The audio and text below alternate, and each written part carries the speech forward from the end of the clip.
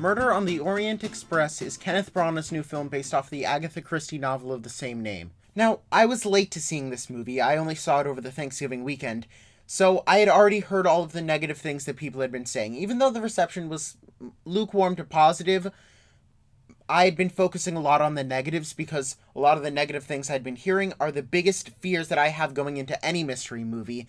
And since mysteries are my favorite genres, those were the things that I was hoping not to hear coming out of this movie.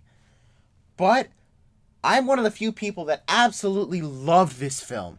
A caveat, I have not actually read this book, even though I'm a massive fan of her work, not so much as a person, so I went in not knowing any spoilers or anything about what happened during this movie. While, yes, there are some issues with it, for the vast majority of it, I was very wrapped into the mystery aspect of it, led by Kenneth Branagh as Hercule Poirot. I think I'm saying that right? I don't really know. Correct me in the comments below if I said that wrong. Branagh as Poirot was fantastic. He stole the movie and was a really interesting character to get your mind wrapped around with, and had a lot more comedy to him than I was expecting. He definitely had his quirks like every Agatha Christie hero does, but I wasn't expecting it to go that far into the quirks and to really embrace the weirdness of his character. Also, the lighting and cinematography in this movie is so good.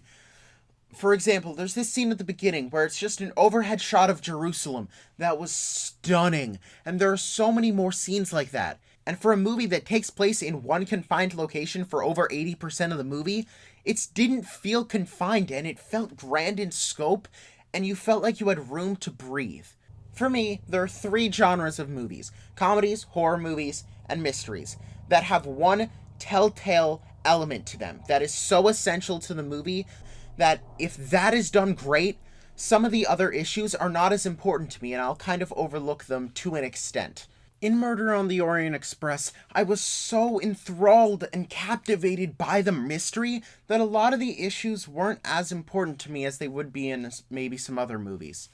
And yes, this movie definitely has more than its fair share of issues. For example, most of the supporting cast, while they're played by great actors, the characters just aren't given enough screen time to really give you any depth to them.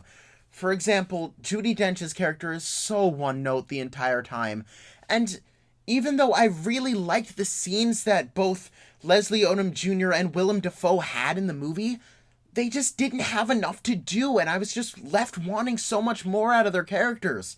The only supporting characters besides for Poirot himself that actually had any real storyline, or actually I thought worked in any capacity, were Michelle Pfeiffer and Josh Gad. The rest of the cast pretty much was useless. Also, they telegraphed things way too much.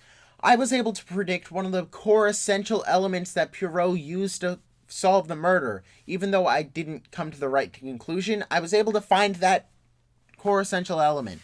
There also is a thing at the end that is completely unjustified, that there's kind of a character motivation that makes no sense at all with everything we've seen in the movie thus far, and really undid a lot of the things that had happened in the movie, which really was unfortunate. Even though there were a lot of issues with this movie, I still really thoroughly enjoyed this film and the mystery elements that were associated with it, and I cannot wait for the sequel that I hope is still coming out.